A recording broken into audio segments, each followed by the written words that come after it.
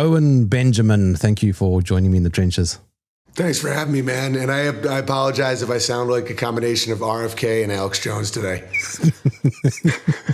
It's actually quite great. I must tell you, Alex Jones is the only guy that I know who can actually talk to the camera in an 80s, 90s cheesy way. You know, you'll say like, "What I'm about to tell you, come closer," and then the camera goes closer to him. It's the only guy I know who can pull that off. That's so true. He's like, "Oh, I didn't notice you there. Come here, it's just me and you. Let's talk about China. Let's talk about the Chicoms. Hillary Clinton wants you to have a limp penis. We have to get that boner. We have to get patriotic boner and pills." I almost introduced you as Owen Wilson. I have no idea why. There's not a lot of Owens. People do that a lot.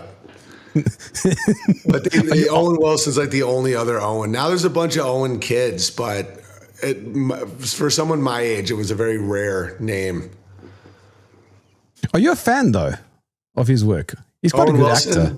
Yeah. I think Wedding Crash is really, I mean, his early stuff, like Bottle Rocket, I mean, they were making videos for like no money, independent, and a lot of those were really funny. Yeah, I think he's hilarious.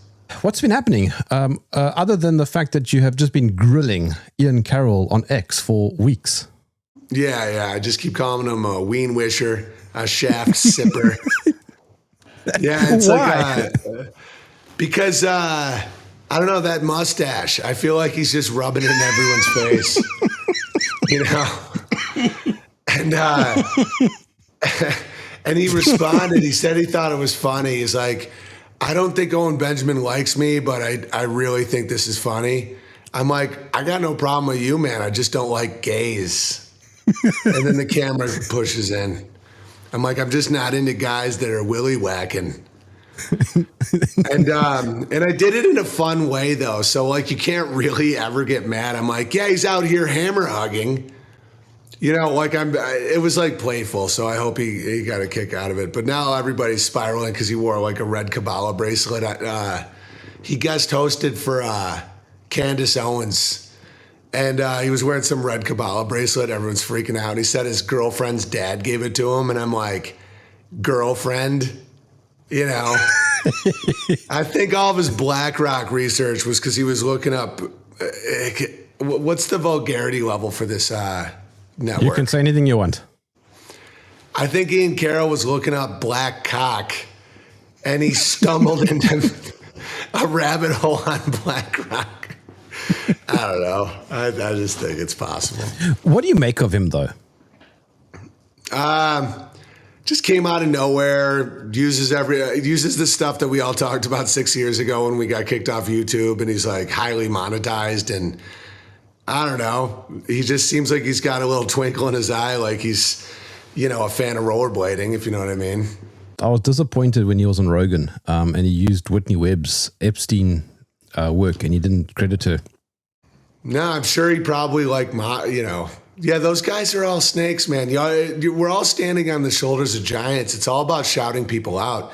Same thing in comedy. It's like, if I do a bit and then I find out someone did something similar before, I'm like, I shout them out. I'm like, "Oh, wow, that's great. We'll check out this guy's work." This whole like narcissistic, you know, sabotage everyone that, you know, you're using their jokes or their word. I mean, that just ends horribly every time. It's just we're social creatures. We're not supposed to do that. It's dishonorable. Although, I mean, if you want to give him just a bit of credit, at least he's got now a fairly big platform to make those comments that, you know, that were being censored. But you only get that platform if you're willing to play ball, in my opinion. It's like, you know, it's like, because he's not giving any solutions or he's not raising morale every day. That's why I keep making fun of him. Every day it's like, dude, they just killed an ostrich. The government killed an ostrich and there's nothing you can do. And I'm just like, Jesus, dude. Like, freaking, like, get people pumped. And that's why I think I'm so censored, is because, like, I think they're scared I'm going to start, like, I'm going to raise the birth rate or something. Because I'm always, like, getting people to have kids and garden and all this stuff. And that actually helps people not be so vulnerable. And so when you got, despair, at least just have be funny about it, just give somebody something to get them through the day versus the truth about who owns Pantene shampoo. You're like, oh, let me guess, Ian, you're obsessed with fucking shampoo, fucking fruitcake. And conditioner. Yes, he's so into shampoo. He's like, here I am. Herbal Essence and Pantene is both owned by the same company. I'm like, who gives a fuck? Speaking of Rogan, your shows with him were taken down. Yeah, I did 3 Rogans and they were all removed from the internet. That's why whenever people, and I'm like a super nice guy. This is the funniest shit is people are like, oh yeah, Owen Benjamin, he went crazy. He's like so aggressive. That's why I just put up ladle.tv for $9.11 a month. Never forget. It's every podcast I've ever done all the way back when I started Why Didn't They Laugh? And if you go back and listen, I'm not the one who changed. I was always super nice and happy, and we're making fun of black guys and Jew. Me and the head writer of Family Guy, me and all these guys that are now that all pretend to be PC. They all are playing make believe. And I have my faults and I have my weaknesses, but I've always been fun to be around, and they all changed and they all play. It's like watching little kids pretend they're Spider-Man. I'm like, they're like, oh, I cannot believe. Did you hear what this person said? I'm like, dude, 6 months ago, I watched you black out, piss in your own mouth, screaming Jews. I know you. Are you going to pretend that you're not that guy? And they're like, oh, Owen Benjamin. And I'm like, all right. And I think they all lost their minds. I think they went nuts. That's why so many of them aren't funny anymore. Hang on. All I caught from what you just said was $9.11. Never forget. Epic. That is epic trolling. Yeah, totally. Yeah, people are writing me how funny it is when they get a bill and it just says 9/11.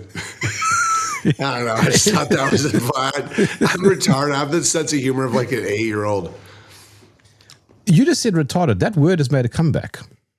Yes. I think I'm going to take a little bit of credit for that one. I refuse to give up retarded. But look, at the end of the day, humor is actually very, very important. There's that saying or that adage, laughter is the best medicine. And people are so offended by everything. I know. And the funny thing about even the word offended, people are like, I'm offended. I'm like, offended doesn't mean anything. A pedophile is offended by an age of consent law. That offends a pedophile. Strong parenting offends pedophiles. It's what are you offended by? And then they have to establish a standard, which they don't have at all. It's oh, that's racist. I'm like, you're promoting Israel. Israel's an ethno-state. So you're not against it. And they're like, oh, but, lampshades and soap. And I'm like, you're fucking nuts, They're like, don't you know what happened 85 years ago with the German guy and soap? I'm like, listen to yourself. I know 15 guys that died of fentanyl personally. I'm like, you're talking about a fucking German guy making soap? What the fuck are you talking about? And they're just like, that's when they just shut down. They're like, we have to get him off TikTok. I'm like, yeah, because because comedy is always revelatory. That's what makes it so funny, is because it's an exaggeration of the truth, but it's the truth. And it's that's why when I just pointed out how short Joe Rogan was, everyone went nuts, because he's so small. Yeah, he's the littlest. And I'm not even against short people. It's just funny to me that you got this hyper masculine bow hunting fucking UFC guy, and he looks like he should be shot out of a cannon. He's one of those little minion guys from that movie, and with these little tiny legs. And I don't know. I guess that offended him. Well, there is a limit. Once you go to the dwarf height, then it starts getting all weird, and people get funny again. Like in that Snow White movie that came out that completely tanked. Oh yeah, I was just listening to a pod about that. I mean, Disney is just spiraling. That's why you can't try and make anyone happy. It's like you have to just be yourself. Because I can see every move they were making, they were like trying to placate some group, and they ended up pissing. Like now the dwarves hate Disney. Like actual dwarves are like, you give our jobs to big people. And Disney's like, what the fuck? It's like, yeah, it's because they're always trying to like please everyone. That's the thing about the woke left is they're actually like the most codependent people in the world. Just trying to put, they're like, oh, this trans wheelchair pedo is offended by the color blue. Let's fucking get rid of the ocean, you know? And you're like, dude, tell them to shut the fuck up. You know? Who's that dude who acted as Tyrion Lannister? He got all offended with that whole Snow White dwarf thing. I can't remember his name now. You know what I'm talking about? Oh yeah, Peter Dinklage. Yes. He got all upset about the whole dwarf thing. Oh yeah, freaking out. And his last name's Dinklage. Like, dude, that's why that guy's so pissed all the time. Imagine a fucking midget named Dinklage. Like your life, I mean, you might as well be named like Little Ween, you know? It's like, my name is Peter Dinklage. And he's like, yeah, he's offended on behalf of fucking midgets. I'm like, dude, 50 years ago, we were feeding you to tigers. Like, relax. Like, take the win. You made that cartoon some time back about everything being about branding. Yeah, the Pol Pot. He's like, you're not getting it, Pol Pot. He's like, I kill million of Scientology jungle with gun. It's like, but that doesn't sell it, baby. You're not getting it. You got to sell it with the pile of shoes and a little girl with a red dress. It's like, no, but I kill more people. It's not about killing people, Pol Pot. It's about brand awareness. You want Killing Fields Incorporated? You got to sell it, baby. Come on, shoes. But I shoot Scientology with gun. It's like, you're not getting it, Pol Pot. Genocide is not about killing people. It's about brand aware. I love that shit. It's like they made the Holocaust museums are like Six Flags Great Adventures, or, you know, it's like a Disney World. You know, it's like a big moneymaker. I want to franchise one. A Holocaust museum. Yeah, I mean, if you can do a McDonald's or a Subway, why not a Holocaust museum? I get some teeth, some fucking shoes, $50 at the door. It's a killer. It's great. What would you charge for entrance? 6 cents. $9.11. And on it, it just says $9.11, and it just says, and you know who did that, by the way. I actually looked into it. I tried to figure out how to franchise a Holocaust museum. And you can't. Like, there's no way to get your own one. So I guess they have a lock on that because it's a genius. I mean, people throw away shoes all the time, and it's like, I'll just put them in a pile and charge people and tell them that they did that. You know what's funny, though, about the whole Holocaust industry, as Norman Finkelstein calls it, is that these days, I mean, what are we, 80 years away from it now? And you still see headlines about Holocaust survivor, but the number has gone up. It'll always go up. Yeah, no, it'll just always keep going up. Dude, you can add your name to the Holocaust survivor list. Like, you can just add your name. I could be like, Peter Dinklage survived the Holocaust. That's why I was selling those mugs before I got banned from that bank. I literally got kicked out of a bank for this merch. It just said, I survived the Holocaust with a heart. And because it's like, how can you get mad at that? It's like, technically we did all survive the Holocaust. But you know, there was a Holocaust. We're all here. Yeah, you know, it's great news.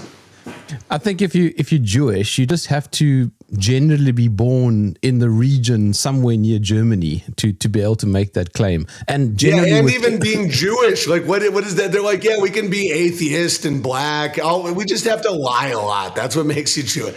It's like, what the hell does that even mean? You're just like paranoid with a clipped dick. Like what? They can't even define Jew. You know, if you push the envelope so much, and you do get cancelled everywhere, you do end up kind of losing because you can't really beat the machine. Yeah, but see, I was never trying to beat the machine. That's why you can't really get canceled if you're just focusing on your craft. Because, like, if you're trying to, like like I was always just trying to be funny, you know? And so, yeah, I got kicked off everything, but right now I'm with you, you know, talking and I ended up better than I ever thought I'd end up. It's like every time I get pissed off thinking about, you know, stupid ween whacking Ian Carroll just crushing on TikTok, and I'm fucking like so thankful I'm allowed on BitChute. I just look at my life and I'm like, I live in a Norman Rockwell painting. I have like this awesome family that respects me. I grow all my own food. My listeners are legendary. It's like I learned so much about life from these struggles that I wouldn't change a thing. And if I go back 15 years, I would be so pumped how my life turned out, you know? But if I measure it in just like how big the crowd is or my movie credits or whatever, it's like, yeah, like they did kick me out of everything, but I'm very happy with the way it turned out. I mean, do you wake up every day with a smile on your face? Yeah, today not so much because I got our time zones wrong and I sound like RFK. But because I've been losing my voice, so I'm just like, my wife hung herself because I can't stop fucking. Yeah, but I feel really good. I'm pumped. Where do you think his voice comes from, and also Alex's voice for that matter? I think RFK is from heroin and eating asses. But Alex, I'm dead serious. I think he got like parasites. Like that one dude got throat cancer, and he said it was from so much box contact. What was that guy's name? Michael Douglas. Remember that? Catherine Zeta-Jones's husband. Literally said, no, it's from, and he said it was from too much cunnilingus. That's what he said. And then you look at RFK, like a guy that was strung out on heroin as a Kennedy for decades. He'd fuck a trash can if it just like had a smiley face on it. He'd just start fucking it. And if you're on that road, it's like that bacteria gets in your throat, you're a little messed up. And so Alex, I think it was from booze and Chi-Coms, you know, understanding Hillary Clinton. It might be in the sewer somewhere. I think he just got so fired up that he got dehydrated, and it's like, and his vocal cords got a little fucked. But I think his voice is hilarious. I love it. He's like, listen, Patriots mount up. Yeah, Alex is great. I was on a show. I was on Alex's show yesterday, and somebody messaged me saying, let me know if you think that is the real Alex. And my response was, it absolutely is, because nobody can interrupt as smoothly as Alex Jones. Yeah, that's him. That's him. He probably just like got some TRT or some shit, you know? Just jacked it up. Yeah, well, speaking of which, I mean, RFK, what is he, like 70 something? And he's pretty jacked. Yeah, he's, you know, he hates big pharma except for the Pfizer shots he gets for his fucking testosterone, you know? He's like, big pharma except for like my boner pills. You know, those guys are getting fucking jacked. I'm scared of taking TRT. I think I'd get too intense. I'm like already 6'8" and very problematic, you know? So if my testosterone went up more, it would, I mean, I kind of like being more mellow now. Like in my 40s, it's like I'm not just constantly have to crush all the time, you know? I like it. Yes, I mean, go back to what you were saying earlier. You said you grow your own food and all that. I mean, so are you into homesteading? Yeah, I have cows, goats, alpacas, year-round greenhouse, you know, 100 fruit trees. Yeah, and then I got property up north where a lot of forest. It's on a river. It's epic. Yeah, I like to be, I'm on a well. You know, I'm one of those truthers that I figure shit out and then I actually do the thing that you're supposed to do, where it's like, oh, there's fluoride in the water. Edward Bernays, it's aluminum byproduct. It makes you docile, blah, blah, blah. And I'm like, all right, I'm going to get on a well. And then some of those other dudes, like years later, they're like, oh yeah, we're still drinking fluoride. I'm like, I thought we figured that one out, guys. You know, and I'm like that with growing food and all that shit too. So what, you try and actually walk the talk is what you're saying? Yeah. I think that's what gets people the most pissed off about me, even in like the alternative wings, you know, like I spiral people when they, like people are talking about like white replacement and shit like that. I'm like, yeah, that's why you can have a bunch of white people with your dick. It's called having kids. I just had 4 sons, you know, and they're like, and then like I think the shame kicks in, and then they kind of like throw it at me. And I'm like, guys, you can just have a bunch of kids, like white, angelic kids. Like, let's make some angels.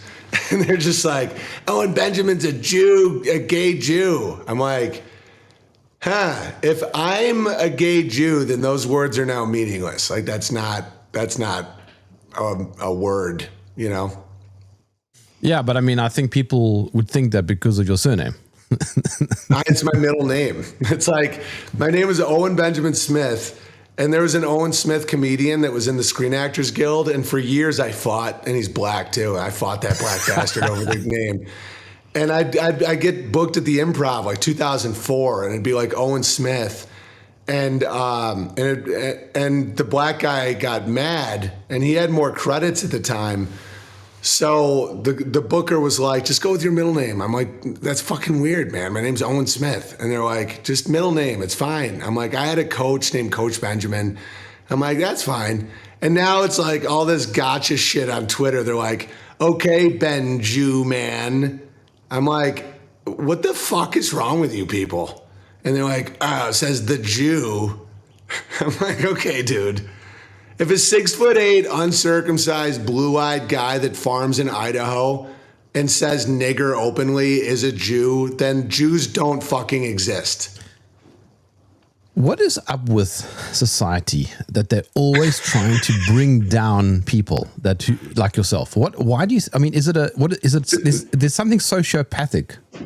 Yeah, but there is a function to it, and that's why I do accept it, because it's like, it's almost like testing someone to see if they can handle it.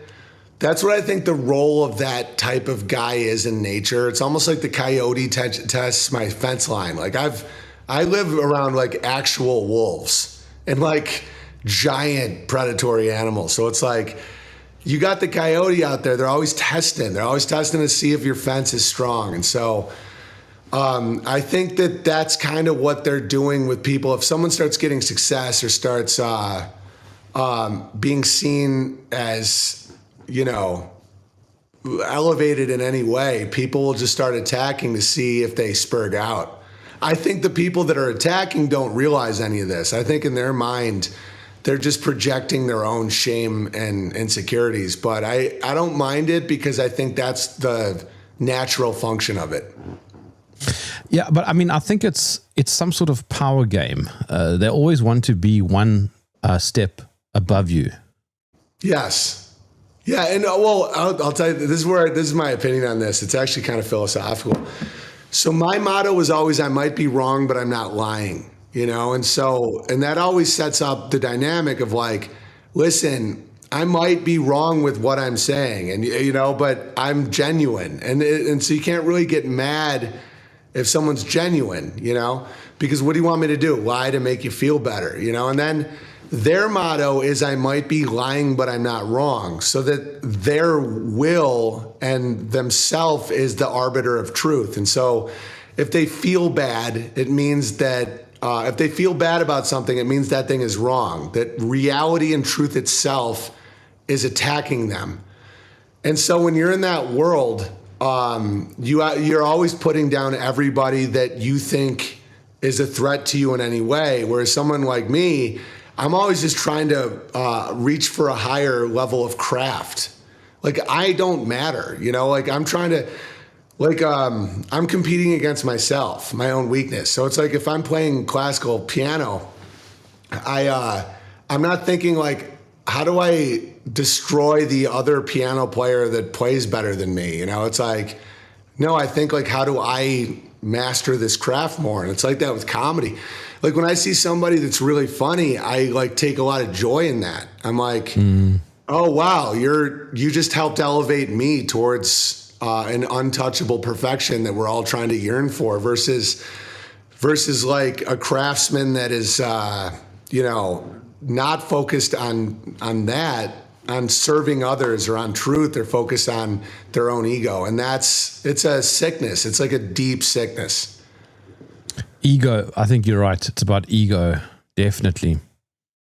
It's weird though, because do you think Jordan Peterson has a point though about being anonymous on the internet? Yes. And Jordan Peterson makes a lot of great points, and then he says the craziest shit in the world. Yeah, like that's the thing is I'm not motivated by like hating guys. Like I'll make fun of Ian Carroll for being a fruit fucker or whatever, and a knob ninja, and people are like, oh, you hate Ian Carroll. I'm like, I don't hate really anybody. I don't hate Jordan Peterson. I think he's one of the biggest shills ever. To the point where if he says something true, I'm like, yeah. Like he'll totally say true shit about like a percentage of the population that's like psychotic and Machiavellian. I did just talk to Vox about Machiavelli though. I think a lot of people got Machiavelli wrong. But anyway, but he just doesn't include his bosses like Ben Shapiro and stuff. Like that's where he's the liar. Like he's explaining something accurately and it's him, you know? And but yeah, I mean the anonymous thing online is, I think people should be allowed to be anonymous, but I don't think people should really take them I don't think anyone should listen to them unless they want to, you know? They don't matter. If someone can't put their name next to something, they don't really matter. Because they could just be lying. But I think what I'm asking is, do you think that being anonymous encourages that sociopathic mindset? Being anonymous. There's no social consequence. I think it reveals. I think it's like money. You know, money reveals people's character.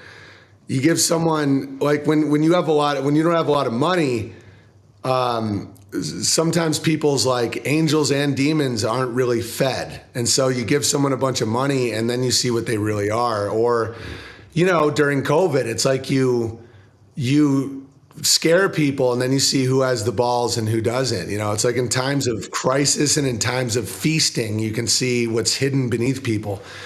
And so I think anonymity is a similar thing. Like what website would people go to if everyone could see what sites they're going to? Like if there was a social ramification for going to like blacks on blonde gangbang sites, you know, it's like, is your principal really, you know, if they weren't anonymous, would they do that? And so that's why I always like, I had a Hollywood agent 20 years ago tell me, never write an email unless you're comfortable with it being on the front page of the New York Times.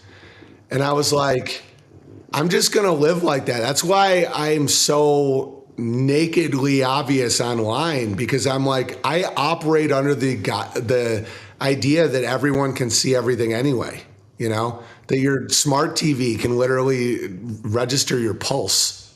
I know some shit about the bio world that's nuts. Like I think that there are sensor abilities with Wi-Fi and nanotechnology and all that where they can tell if you're aroused, angry, sleepy, like at all times. You know, I think the amount of data that people can get on your behavior is insane. So I just don't lie. It's kind of like going into a pub or a bar with like a balaclava on so that nobody can see who you are. Yeah, like what Kanye did on Alex. Yeah, like he literally did that. He put a giant black mask on his face. He carried a Bible. Yeah. It's like, when no one knows who you are, who are you? You know, that's it. It's very philosophical. And some people online, like they'll do this trolly shit, and they're so scared of being revealed. They're like, "Oh, you doxed me." I'm like, "Why?" Because I said, "Hi, Mike." Like, whoa. Oh, how dare you? I'm like, dude, what are you up to, man? What are you sneaking around? You mentioned Kanye. What do you think of his new song? I mean, after he said he sucked his cousin's dick, I was kind of out. You know, you heard that song, right? Where it's like, I sucked my cousin's dick. I'm like, oh my God, dude, I'm just tapping out. Did you see that video I made of Hitler learning about the Kanye song? No. Oh my God, dude. I got to send you this video. You know that meme of like from The Downfall where it's a movie. He's hitting the desk. Yeah, where he's spiraling. I did that with the Nazis come in and they're like, sir, one of the biggest stars in the world just released a song saying Hail Hitler. And Hitler's like, that's awesome. He sounds great. I can't wait to, make fun of gay Negroes with him. And then they like do that look and they're like, sir, it's Kanye West. And he just freaks out. He's like, he just said he sucked his cousin's dick. He's like, because Hitler would have spiraled about this, or else there's no Hitler. Like, what's the point? If he's into a guy, a black rapper that literally brags about gay incest, then what's the point? Like, just be a George Soros Patreon supporter. That's how it ends. Hitler's like, he joins George Soros' Patreon. He's like, this is why the Jews always win. He's like, can we just not support a gay Negro and a fucking Mexican cat boy named Fuentes? He's like, his last name might as well be Burrito. Like, how hard is it to not do that? But you know what I like about it, though, Owen, is that it's popularizing the ability to speak about Hitler. Yeah. No, there's a lot of good shit about it. Like, I like some of the effects on society. Yeah. Yeah, it's like overnight, the word nigger is okay. It's same with the Shiloh thing, which I think may be AI. I mean, I'm a little wacky, but it's like overnight, the shame MK Ultra thing around words, because I've been fighting this fight for years, and that's why I was very supportive of that lady. Hopefully she exists, because it's like, that was great. Because I would ask the question online, the lady that called the little thief a nigger. Oh, her. Yeah, that she raised like $1 million or something. Yeah, and I was loving that, And so, because I asked these questions years ago, I said, why is necrophilia not the N-word? Like, that's having sex with a dead body. I actually had this conversation with Kanye West about this. He was like, yeah, but that's not as bad as rape. I'm like, just stick with the fucking topic, Kanye. I'm like, how is N-word... Like, you have to censor this word, but not that. I think I might have influenced him a bit on this topic with the Hitler stuff.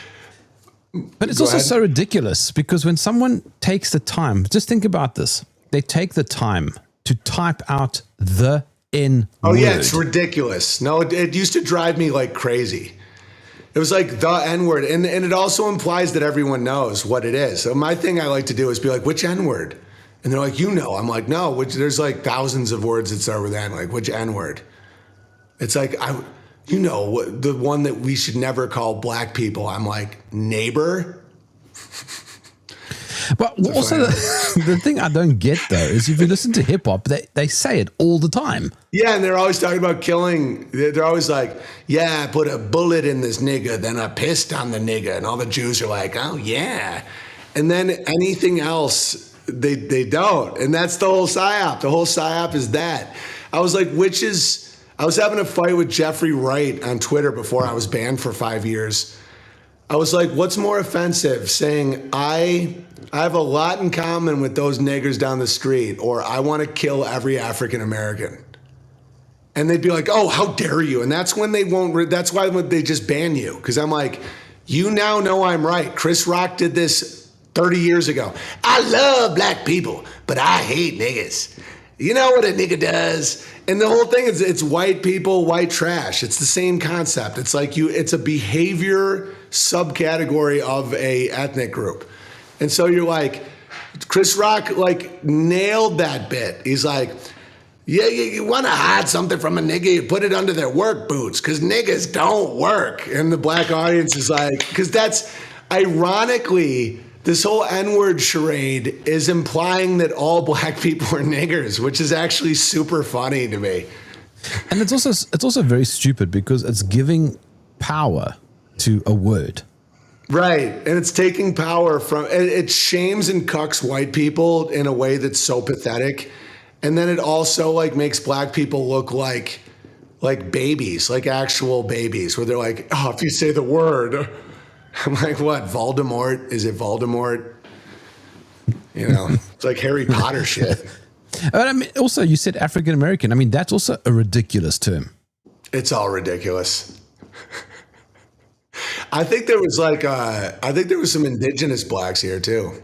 Yeah, I mean, it's named after a Roman too, Africanus, right? It's like it's always going back to the whites. I mean, Elon Musk and Charlize Theron are African American. That's true. Yeah, That's how and ridiculous my it favorite is. guy, Kruger. Yeah, so you told me you bought a Kruger Rand. Yeah, I saw the gold thing coming. I was like, dude, gold's gonna fucking go up. And I just kept looking at this dude. I'm like, this guy looks like a legend. And I was looking into that. And you were telling me about the Boer War in Britain and how the Boers fought him for 2 years and they thought they were going to be home by Christmas, which is legendary.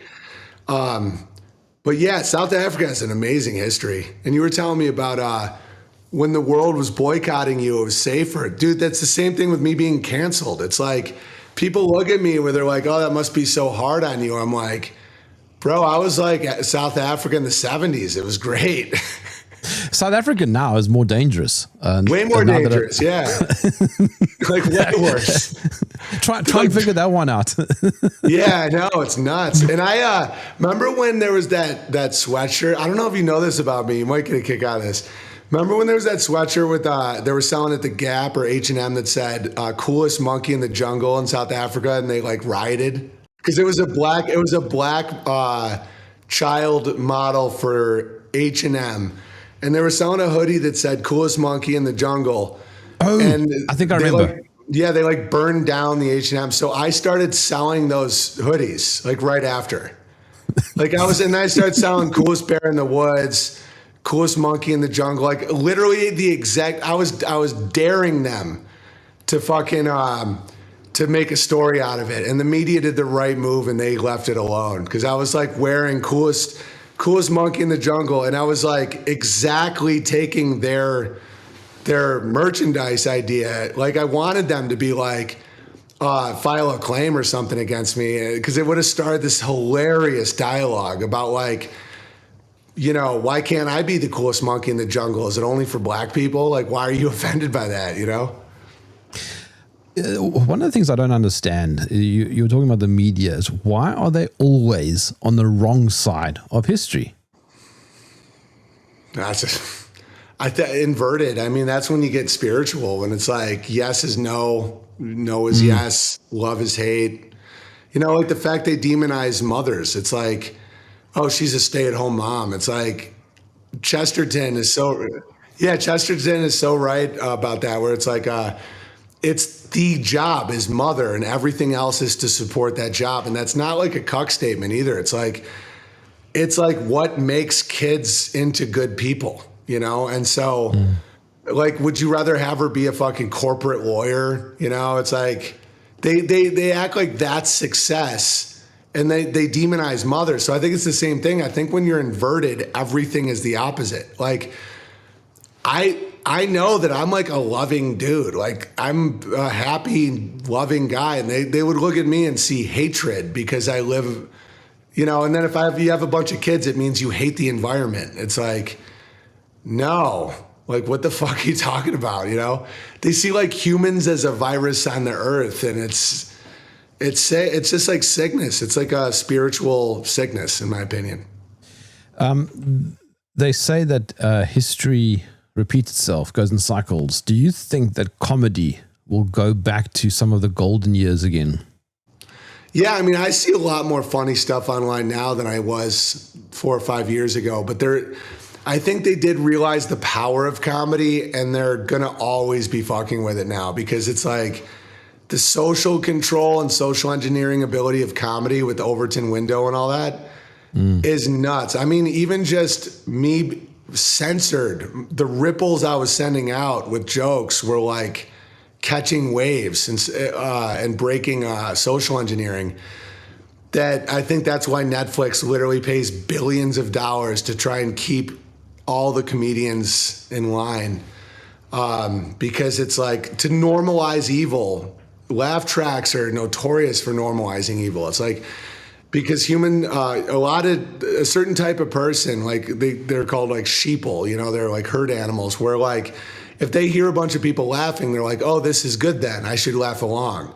And it's like psychologically crazy powerful. So I don't think they're ever going to let go. I think they're going to try and always front run it and then make it look like it's rebellious. Like Joe Rogan being like having all the media attacking Joe Rogan that he was like attacking trans people. And he's like, listen, trans women are women, but some are fucking crazy. I'm like, it's gatekeeping. It's like, no, it's a guy who cut his dick off. You know, like that. It's a guy. Like, that's a guy, Joe. So, like, he'll do his offensive thing after establishing a new ridiculous leftist fact. Where it's like, yeah, obviously trans women are women. I mean, just like your mother. But, like, some are crazy. I'm like, I'm not signing off on that, Joe. And the people that aren't laughing, it's not because they're offended. It's because it's fucking not funny. That's why a lot of this stuff isn't funny anymore. Yeah, I mean the last 20 years of comedy have not been funny. No, and it did used to be funny. I'm not just being a boomer. Like if you watch Richard Pryor, or like old SNL, it's like those Phil Hartman sketches and those Chris Farley sketches. I mean, they're way funnier. Like those characters. I mean, Will Forte is still funny. I mean, I just rewatched MacGruber. That made me laugh. Yeah, but most of it is fucking terrible. Exiting Hollywood is like, I watched Zach Galifianakis do a nigger joke on stage, and like a year later, everyone's pretending that the word family is offensive. I'm like, guys, I have a memory. Like, I remember this. And those jokes were so funny. It's not even anti-black people. It's like, he did this bit. He goes, I never say sand nigger unless I'm at the beach sometimes. And I say, get off the sand, nigger. Volleyball's a white man's sport. Like, it's just silly jokes like that. Sarah Silverman, same thing. She used to go, I just saw 300. I think it was name 300 because the question was, how gay is it out of 1 to 10? You know, like everyone made fun of gays. I sang a song about Jimmy Fallon getting AIDS, and one of the lines was, not gay AIDS, full-blown African AIDS. And then I went on tour with the guy. Like, no one fucking cared. And then all of a sudden it was like, I think it's financial systems, dude. I think it's end of empire shit. I think like when the bills start coming in, people are like fucking, they're just always paranoid weirdos. There are one or two comedians in the mainstream sort of touching on those boundaries. Dave Chappelle. Yeah. Yeah, I mean, his LGBT joke was taken word for word from me. I don't know if you've seen those side-by-sides. No ways. Bro, it's like it was getting millions of views, the comparison, until my YouTube was taken down. I wrote that joke. It started with the L's. You got the L's. And the L's just want to knick-knack and go and drive their Subaru. And then you got the G's. This is my joke. It's like the G's are like more into like cocaine and real estate. And then you got the B's. The B's will fuck anyone. Anybody? Yeah, the B's are fucking gross. And then you got the T. And dude, the whole Caitlyn Jenner Woman of the Year, hasn't been a woman for a full year, is in one of my specials from 2017. And so when I did it, it was like, see, the way they gatekeep is timing. So like, because I don't want to sound like I'm whining. I promise I'm not. It's a powerful point when you see it. So Caitlyn Jenner's rolled out Woman of the Year. I do the joke that month. Dave Chappelle does it 6 years later on Netflix. They roll out the controversy, but it's all over now. Like all the DSM-6 was changed. Gender dysphoria is no longer a mental illness. Pharmaceutical companies have made billions fucking castrating children. It's like the scam's over. It's kind of like people now being anti-vax. It's like, yeah, that it's done now though, you know? And so, yeah, that's how they gatekeep it. I didn't know that. Gee. Oh, dude, it was like that Kanye said that on Alex Jones. He was like, Dave Chappelle, you stole Owen Benjamin's joke. Like the black people had my back. It was like all over World Star and shit. They're like, oh man, that's cold, Dave. And I don't even think Dave stole it. I think it was probably one of his writers. But it was like, so I did all this cutting edge shit. And so I got kicked off Patreon. I was in a lawsuit with them for 2 years to try and get back on. They spent millions not letting me back on.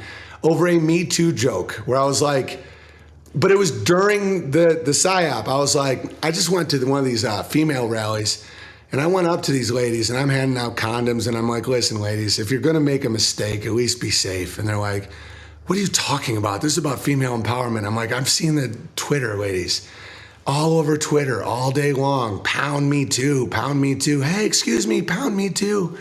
And they're like, that's a hashtag.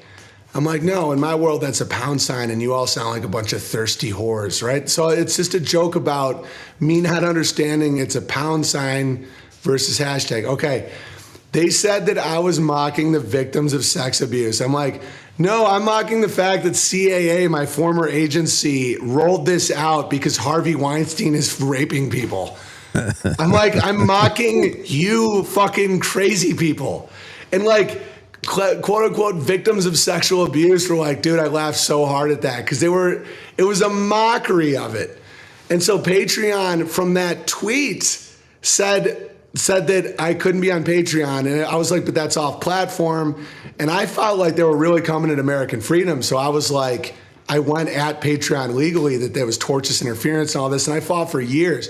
That's why when I see these Ian Carroll clowns, I'm like, you were nowhere to be found when the fights were actually happening, you know? And some people get famous off just like Jew noticing and shit. I'm like, no, I was repped by the biggest Jews in the world, and I called it out because they were fucking running cover for pedophilia, and I lost millions of dollars over it. And now you're calling me a gay Jew. I'm like, what the fuck is that?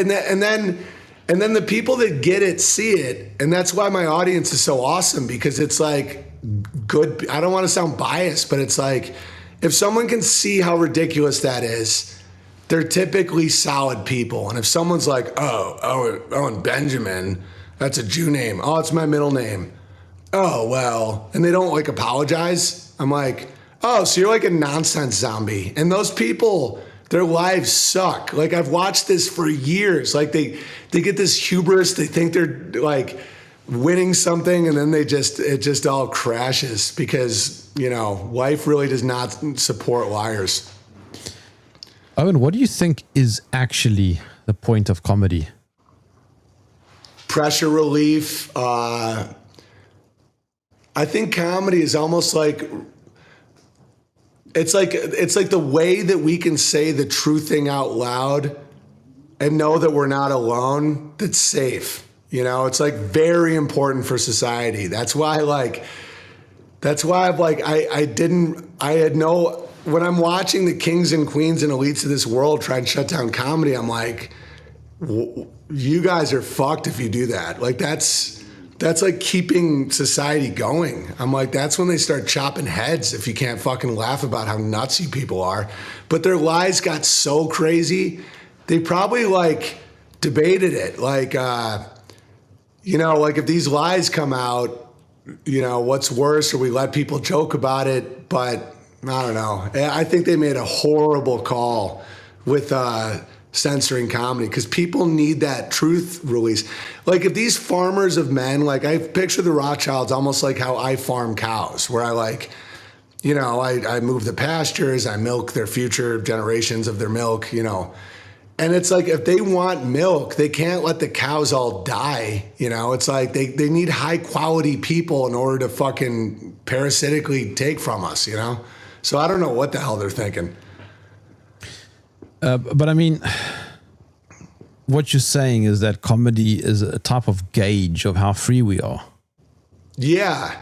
Yeah, but if they go to tyranny, that it's like a clock starts before overthrow. You know, it's like statecraft and governance is very, very, it's like a very advanced craft.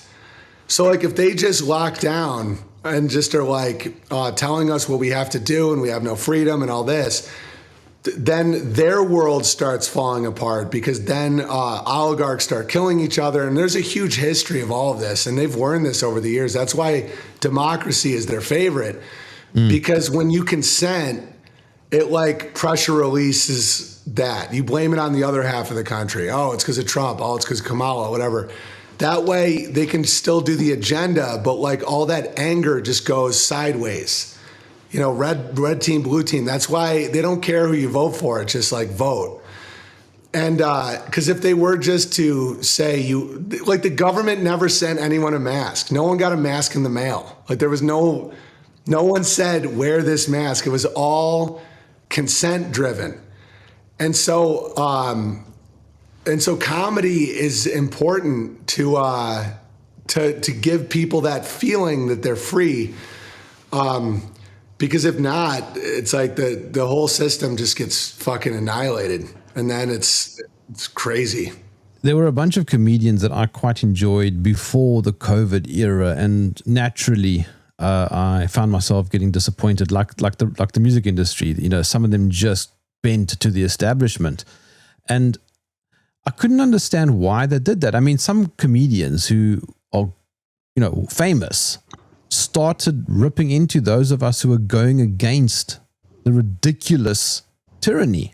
Yeah, and there was no consequence. They all got more movies, more money, more everything. Even Bill Burr, who I thought was very good. I know, he used to be funny. That's what makes it even worse. It's like, because he knows better. It's like almost worse, Yeah, no, they like make it seem like you're a fucking moron if you don't want to put an experimental liquid made by a guy who gets awards for lowering the world population into your kid's arm. It's like, and I'm stubborn. Like I'm like, I will not comply. And the amount of cards they have, it's all based on comfort and money, but it's like they pull cards, they ostracize and all these comedian entertainers, most of them have these like personality disorders where they need attention and validation. So, and I, for some reason, just don't. Like, I just slipped through. I think it was because my dad was an opera singer and a rhetoric professor. So I was like born to do this shit as a craft. It isn't because I have a hole in my heart, And so I'm like, okay, you don't like me. All right. And like most comedians would spiral if like people were saying something bad about them or a rumor was going around. It's like, they're the biggest bunch of bitches in the world. They're like, that's why in every interview, they're always like, oh, working with him was so great. Oh, I love him. We're like best friends. Oh yeah, working with Stanley Tucci, it was like unbelievable. Oh, working with Quentin Tarantino was unbelievable. I'm like, really? He does coke for days online and screams nigger more than anyone in the world. Isn't that a funny story? Oh, how dare you, Owen Benjamin? I'm like, okay, so we're all just gonna play make-believe? The thing Not is, me. They all don't actually believe any of the stuff that they say. They believe nothing. They don't believe truth exists. They're all moral relativists. They're like, whatever is true is whatever will get them more feed, whatever that little demon is for each different person. Attention, money, praise, like whatever that is, that's what true is. And that's why they'll change on a dime, where it's like, you'll see these people one day be calling me, like Candace Owens has publicly called me an anti-Semite before, and she never apologized.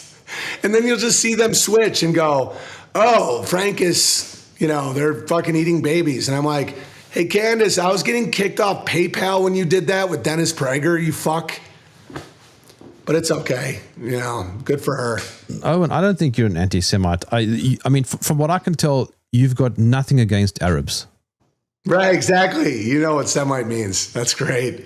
Yeah, everything's inverted. It's like you have these white-skinned Barbara Streisand-looking fucks saying that it's anti-Semitic to be against them when Semite literally means like a group derived from the Arabic language. Yeah, it's all nonsense. They're like little nonsense kids. And that's why motherhood is so important, because it's like they look to me like a 3-year-old that never learned how to be a human. They're just like, like little kids can be like, they're awesome, but they can also be like little monsters. And that's why you have to like teach them how to be good people. And these fucking people just never had that. And that's why they're just like, it's right, because in my mind, I'm a princess. I'm like, what the fuck? Well, I mean, what's the moral of the story? Dude, the moral of the story is life is actually awesome and fair. And it's like, focus on the good, the true, the beautiful, and have a big laugh. It's like, Enjoy that hearty show. That's what's so good is coming out of the Kanye song. I know I could make fun of the dick sucking cousin stuff, but it's like to let people get rid of false shame. Like people should have shame for being cowards or not working hard or lying, you know? But they should not have shame for their history. Like look at South Africa. Like the Boers have an awesome history. It's like, imagine just being shamed for that. It's like, oh, you stole the land. Dude, I had a funny back and forth with, or he didn't respond, but Matt Walsh was going on this rant about it sounds good at first. Like I'm not even criticizing the guy, but it's like he's like the left is implying that white people have no homeland anywhere and we've stolen all the land and that nowhere on earth is white people's homeland. And I'm like, what if it isn't? What if we're fucking angels? It's like, what if like we are like part angel, you know? And it's like, they're from the dirt. And then people are like, what the fuck kind of take is that? I'm like, I don't know. I'm just kind of rolling with it. Like, what if the woke left is right, but they're just mad about it? Like, what if we really aren't from here? And then people don't know how to respond to that. I'm like, all right, 2 drink minimum, folks. Pay your waitresses. So how long before Matt Walsh leaves? I don't know. I mean, but see, it's like chess. Ben Shapiro needs authenticity like a vampire needs blood. So, you know, that's why Joe Rogan had Ian Carroll on, because someone like me can see Ian Carroll and think he's up to something. But for Joe Rogan, that was so needed because people are not listening to Joe like they used to. So they need authenticity. Like, because Joe was such a cuck with, you know, Jews and all that shit. That Ian comes on, gives Joe credibility. And that's because he is more interesting and he's saying stuff that's now in the zeitgeist and people are talking about, but they can control him. Ben Shapiro has the same problem. It's like, does he fire Matt Walsh and then he's still the fastest growing conservative podcast? It's like, he's just like an empty vessel with an agenda. And so Matt Walsh kind of pushing back and saying more true stuff is needed by Ben. But then Ben has a line where if Matt crosses it, his funders, everybody that pays him, won't pay him. So it's a fucking dance. That the moral of the story is I'm glad I don't have to do that Babylonian two-step anymore, you know? Not that I ever did it, but I don't even have to think about it, where it's like, well, what does my sponsor want? I'm like, I'm sponsored by the people that listen. They pay me, you know? But you know what was great about Joe having Ian on his show was a few days later, Joe had Douglas Murray on. Did you see that? With Dave Smith? Yes. Yeah, that was so fascinating. Like Douglas Murray was so strange. He just melted. Yeah, in my opinion, it wasn't even close. Like the people mocking Dave Smith for that, and I make fun of everybody. Like that's just my thing. But Dave Smith smoked it. I mean, it wasn't even close. Like Douglas Murray was like, haven't you been there? And Dave Smith's like, what do you mean? He's like, but you haven't been. It's like, dude, that's not a logical argument. So if you go to Israel, you can have it. And if you go to Israel and still have that opinion, they'll just have another problem. Like Anna Kasparian or whatever, like she's fucking spent a lot of time in Gaza. And I'm sure Douglas Murray wouldn't be like, but have you been? He'd be like, are you funded by Qatar? Like they're just fucking liars, you know? I don't know why they'd be like, because this is what broke the spell with me about abortion. Because I was always very easy to go along with stuff. You know, I'd be like, oh yeah, if a woman's like, it's her body, totally. Like these fucking Bible thumpers, like I could totally go down that road.